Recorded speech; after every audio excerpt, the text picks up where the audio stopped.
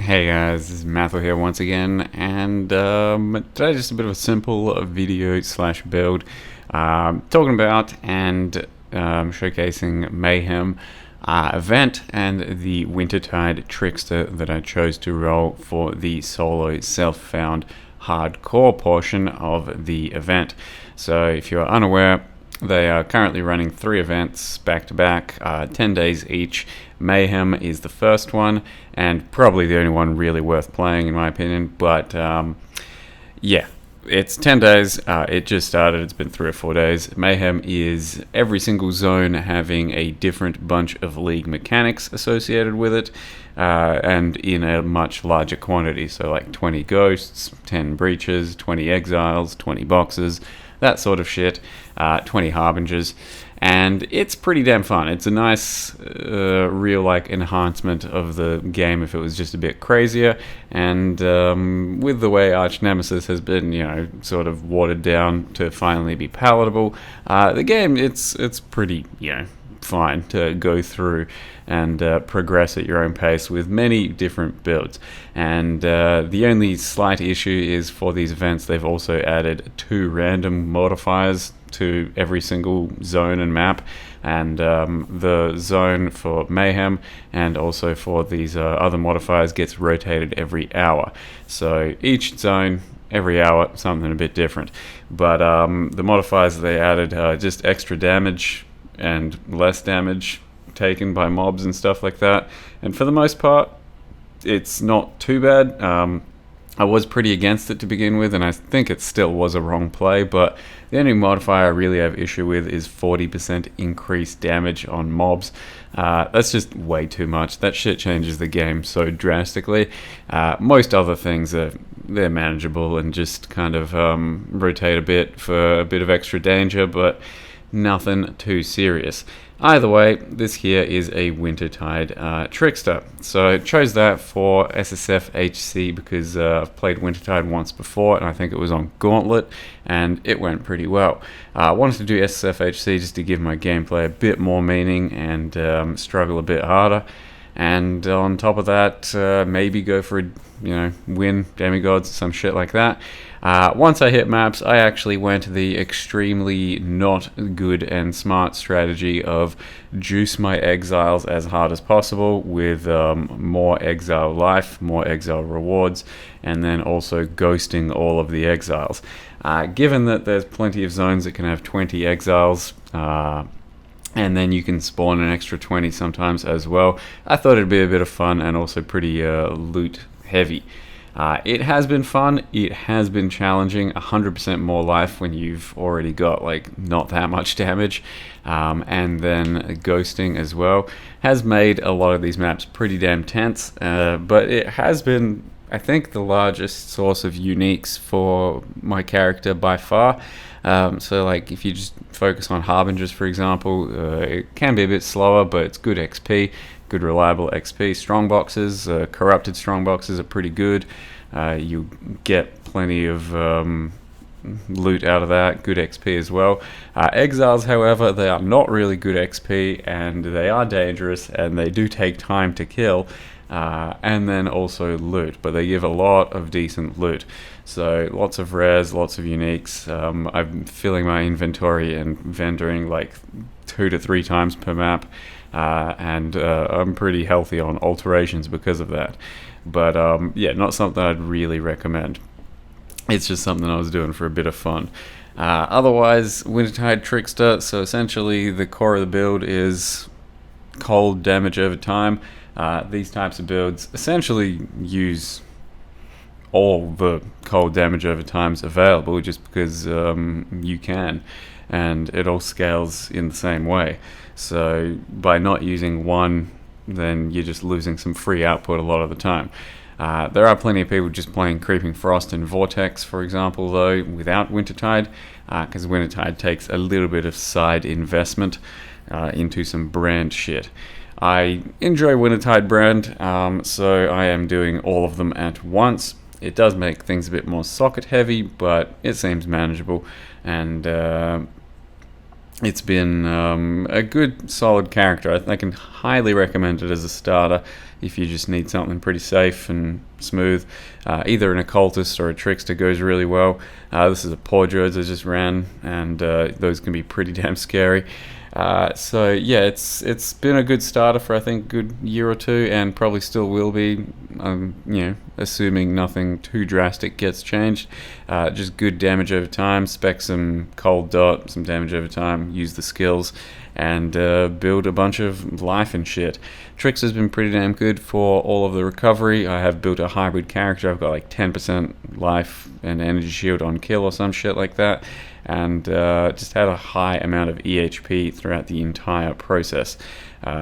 Since like Act 9 or something, I've had like 5-6k EHP. And then this map here rolled like 40 exiles, and it was a doozy. So it had 50 movement and cast speed and attack speed on the exiles, and on top of that there was like 40 of them, and it was just a long, painful map. But yeah, that's pretty much all there is about the Mayhem thing and about the Wintertide brand and stuff. I was just planning to go over what my Atlas was, maybe tell you what probably should have done and stuff, and go over my character real quick. So let me just show you how I built the character thus far. So there's a character level 87 Trickster Pain Arrive brand. It's been pretty cruisy through hardcore. Don't think I've had almost any close calls. I pretty much, with this hybrid setup, live like almost exclusively by my energy shield. I rarely dip into the life pool, though it's obviously there to help protect me.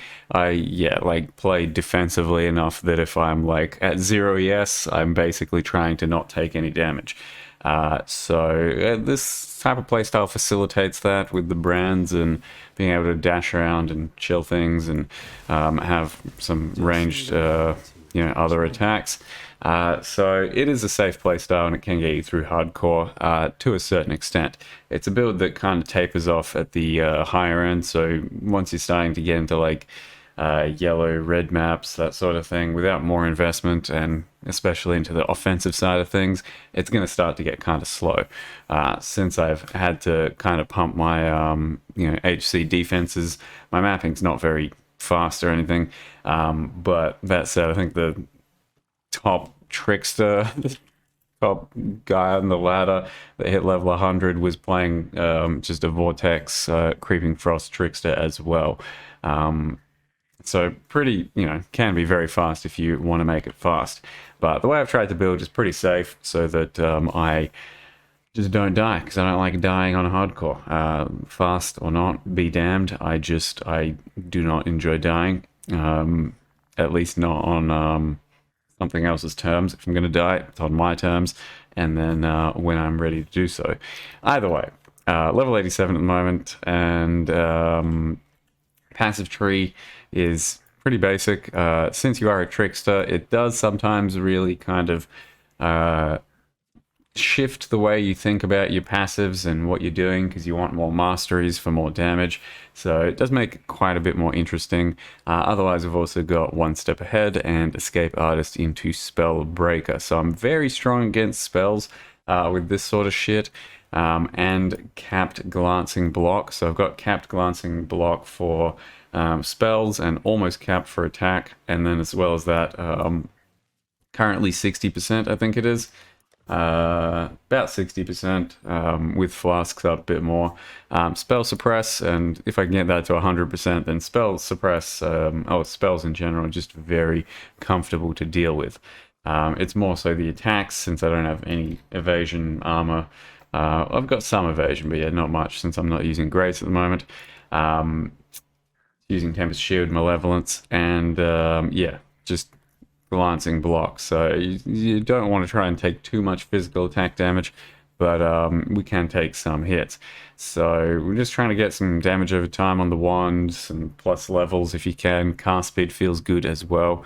It's just very basic. Plus cold, skill, shield, doesn't do anything really. Amulet with a little bit of damage over time. Found a gull just recently off Exiles, and then just capped on Chaos Res and bit of car speed here or there. Very basic gearing setup, and then you're trying to get some evasion, an energy shield on your chest, and hopefully spell suppress as well. But for the most part, just basic gearing setup for more resists and Chaos Res and Life ES, just trying to stay alive. That's pretty simple build overall. So Wintertide Brand is my main source of damage while mapping. It's Wintertide Brand into Hypothermia, Controlled Destruction, Early Focus, and Efficacy. I then use Vortex on left click, so that's just like getting popped down pretty much all of the time. We've got ourselves Vortex, Bone Chill, Controlled Destruction, and Efficacy, so it is doing a lot of the chilling and then also the increased damage from there. We have Frostbite, Cold Snap, Efficacy, and Hex Touch over here. So my Cold Snap does do a decent bit of damage, but it also curses on hit.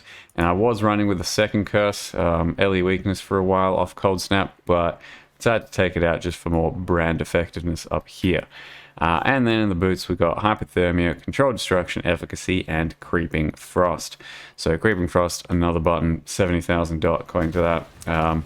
You just throw that around whenever you need to, but Wintertide Brand, Creeping Frost, dropping Cold Snap, and then also Frost Bomb if you need. I don't have any Eldritch Implicits, otherwise could do like some Cold Exposure there instead, save our button on Frost Bomb. But yeah, pretty simple build. And then a Phasing Flask feels pretty damn good for being able to run through things. As far as the Atlas is concerned, you can see my extremely smart strategy of start and go straight for the Exiles and do 100% more life, 50% rewards. I then went directly up and hit the Exiles Ghosts and then even more Exiles. Yeah, don't try this at home. It's not a very good strategy. It's just a bit of fun. And some loot, I suppose. I then grabbed the Corrupted Strongboxes. I then grabbed some Shrines and then some other Strongbox nodes. Given that there's 20 Strongboxes in some maps, it can, I think, pay off to do shit like this and this. So, yeah. I think those are good strategies. I've then started to go down this way for more shrines since I am using the Gull. I think it still very much pays off to run essences early on if your build can handle them, and also Expedition since Rog, Tuin are huge sources of gear in SSFHC or in SSF in general. And then essences, yeah, there's a big difference between the way I started this league off and how I'm doing here on like my essence tab and what I can do with my own currency and with my own gearing. So the essences are a huge extra help for being able to get decent gear up and running quickly. Same with Expedition, getting your betrayal done early so that you can unveil like pretty much everything you need to. As well as that, it can yield some pretty good items. All of those I think are fairly sound strategies at the moment. At least that's the way I see it, and that's what I would do at the moment, but other people might do something a bit different. And if you're really struggling on maps, then yeah, speccing into some of these, I think I did early on in this league spec into some of this sort of stuff. Currently I'm not doing that, and I think map sustain should be fine for now. So doing okay, barely just hitting yellows at the moment because I am pretty slow on this character. And then you got to make sure you're using your Kirak, so you know, doing the Kirak quests and all that, and checking him after every time it refreshes whenever you do a mission. So that's the character so far. I was like top 5 Trickster for a bit. At the moment, probably like top 10 or some shit. Not very fast, but if I keep playing, could still rise through the ranks. Either way, I have found enough stuff that prompts a reroll to like an assassin, I think, based off of the White Wind, and maybe a bit more attack-based character. Still an SSFHC, but this might be something I play around with pretty soon, and might be something you see on YouTube following that. So yeah, that's the Mayhem event. I do think it's a pretty fun event. If you're going to try one of them, I'd suggest this one, but if you haven't tried Delve before, then that is fun for a good day or two as well. It's nice to experience characters through just pure delve leveling. It's pretty quick leveling, and it helps you just focus on different things on characters. But it really, for me, only felt like short-term fun, like a couple of days. Whereas this one, I could think, yeah, you might be able to play it for a good full week. In any case, hope you guys enjoyed the video. Thank you very much for watching, and see you next time.